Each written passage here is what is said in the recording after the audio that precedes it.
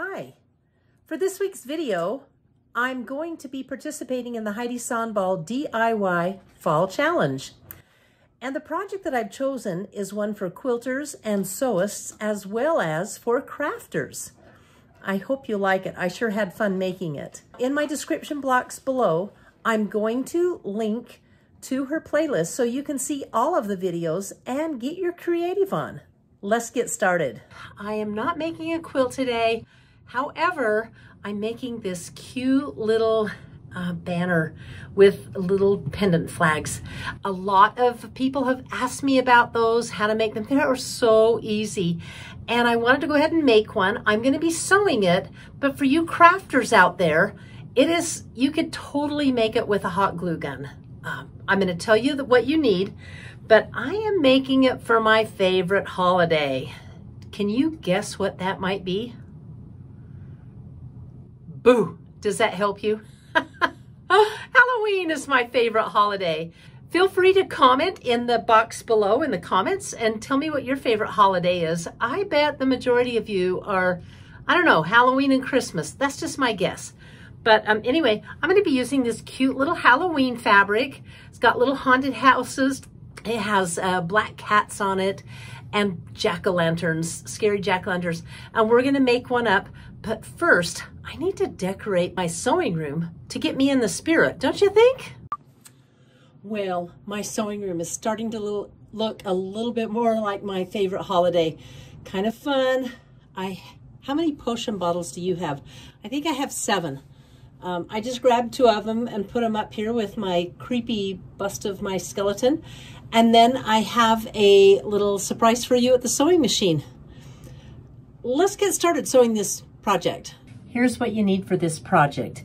And I'm going to have the pattern and a printable for this size of triangle on my website. For your information, this side is 7 inches, and this is like 6 1/4 inches, I believe. It will be on my website, so you don't have to write anything down. I thought this Halloween fabric was really cute, and it was on sale. Who doesn't love a sale? But it has these little haunted houses. Isn't that darling? There's only 2, so I'm using it 4 times. But then as a companion, it had the scary jack-o'-lanterns with jack-o'-lanterns and then black cats. What's more Halloween than black cats?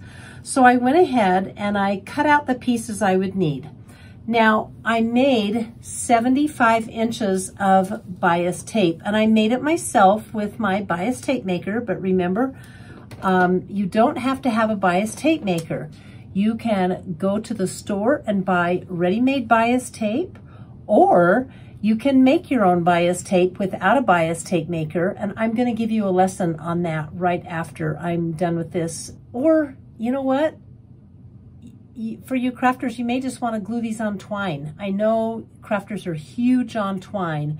Well, quilters are huge on fabric, but this is like an ambidextrous pattern because a crafter and a sewer can do it.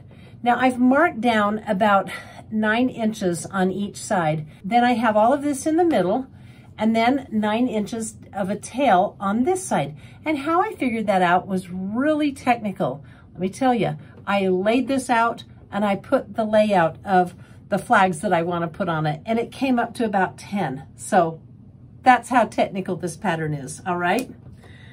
One thing that you can do is you can use an iron-on stabilizer on the back of your fabric, or you can starch it. Look, starched versus not starched. Can you tell the difference? And so I just used some regular starch. You can use heavy starch. Now, I just want to show you some other really, really cute fabric. This is called Glow Ghosts by Henry Glass fabric. And look at these cute little skeletons. And you know what? They have an orange background and they have a white background. Isn't that just cute? And if you've not guessed, Glow Ghosts, they all glow in the dark. So this is, I believe, the main fabric for the line. And then there's an orange and a black. There's the black, and there's the orange with little ghosts and do not enter, which way, dead end, and a little ghost in a cauldron. It's really cute. And then this goes with it as well, which made me laugh. Look at these little skeletons. Don't they look like candy? But that would be the cutest little banners. So use your imagination. Use the fabric you want for your Halloween banner. It's going to be a lot of fun. And then you don't have to do Halloween fabric either. You can make them for every season. And I have a friend and some daughters who love to decorate with these banners. They're really all the rage right now. So they come and look through my fabric and pick what they want me to make for them, whether it's for Christmas or Halloween or Valentine's Day or the 4th of July. You can do it with just about any fabric you want. Well, let's get started sewing. I'm going to show you how to make bias tape. So you don't have to run to the store and buy it. All you need is a 2-inch strip of fabric, and it can be seamed together. The black bias tape that I made is seamed together like binding, cut on the angle, and that's perfectly okay. Then you need a bias tape maker, and I just happen to have 5. You know, I've never bought any of these, and I believe that these 2 were a gift from the engineer. So this one makes a tiny 1/4 inch piece of bias tape, and it would be used for, see this picture of this little quilt here on it? It would be used to do little trims on applique onto quilts. And this one, I don't have the package for it anymore, but there's a 6 on this one, and this is a size 18. And my guess is you can see the opening and see how big it is, but it makes a bias tape that comes out this size. This is the one I'm going to focus on. These are different varieties.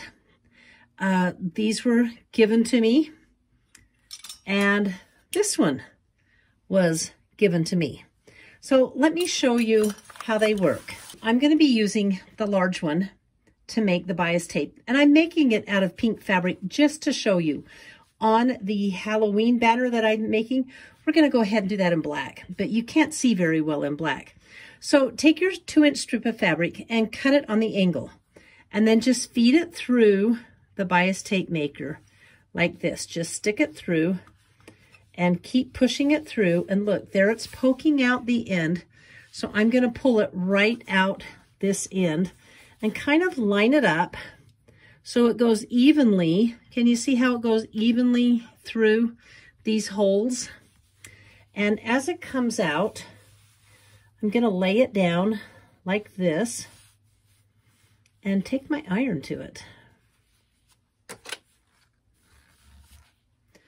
And pulling it back, and I'm just going to press it.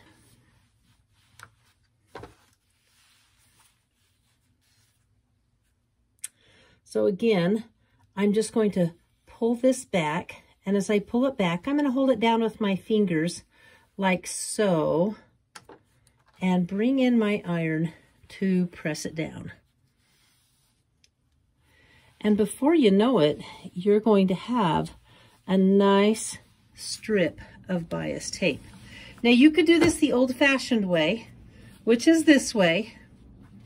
You could fold it in half and press it like so. If you don't have a bias tape maker, and if you don't want to run to the store and buy one, all is not lost, I promise you. So you could fold it like that, so you have a line to work with, and fold this to the seam like so. See how that's working out? And come on the opposite side and fold that one to the center seam and press it down.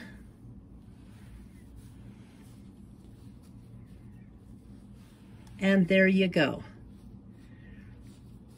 Then I'm going to fold it with this in the center, and I'm going to fold the folded edge to the folded edge and press firmly with high heat. And that is going to make my bias tape that I can use for the banner. And when you do that, you just open it up and you put your banner piece in here, pin it, and fold it and sew it down. I've never done it with hot glue, but I've watched so many of your crafting videos. You guys are amazing with hot glue guns. But there's your bias tape, same. So, option, you can iron it yourself, you can use a bias tape maker, or you can run to the store and buy some bias tape. Well, now that I've shown you how to do this, let's go to the machine and sew one of these banners up. The first thing you need to do is starch all of your pieces and or use a stabilizer on one side of them and then sew them together. Now, unlike regular sewing, you're gonna sew wrong side to wrong side.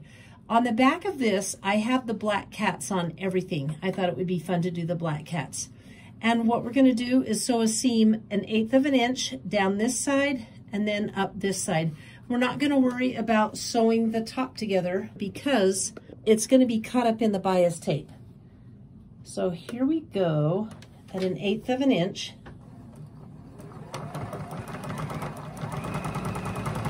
If you have your fabric starched enough, or I'm using a stabilizer, it's gonna just sew right up really nice.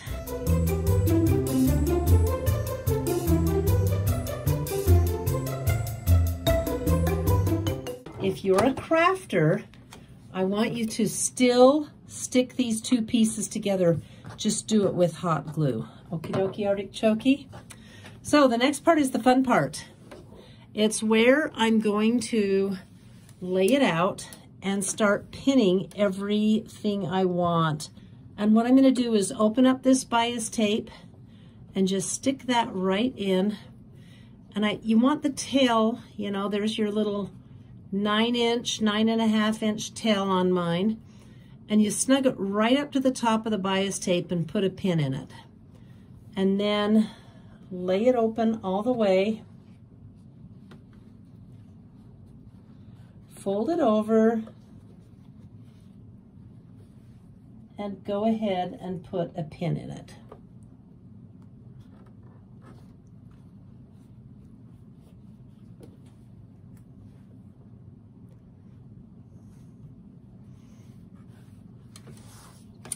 Then let's go to the next one. Let's see, I think I was going to put a haunted house next. So I'm gonna open this up like this. Can you see how I've got it opened? And you can see the fold of this one that ends right here. I'm gonna lay this one right next to it with the tip of it right next to it like that. And just push it up there into the fold. Fold that over and pin it in.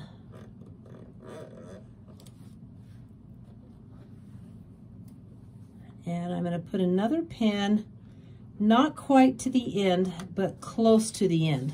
So that is in. Then it's time to put in a black cat.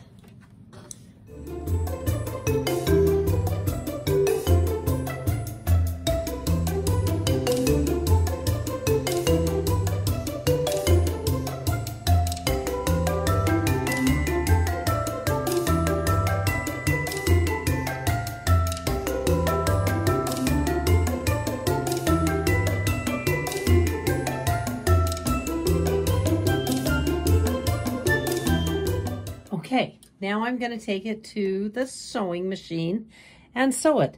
And I'm just going to start with this bias tape, and I'm going to sew as close to the edge as I can handle. I have a little mark on my foot. You can't see it, but it's right here. And it's going to help me get right close to the edge of this bias tape. So I'm sewing right along the edge of this, and soon I'll be coming to a pin, which I'm going to take out.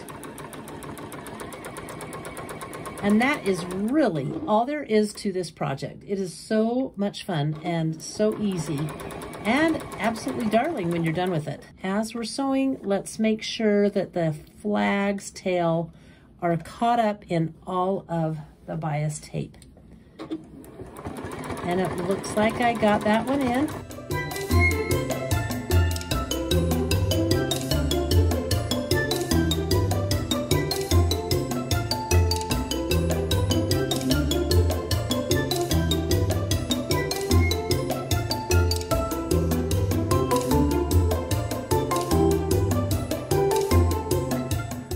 So if you think you know what I normally say at the end of a video when I show you a project,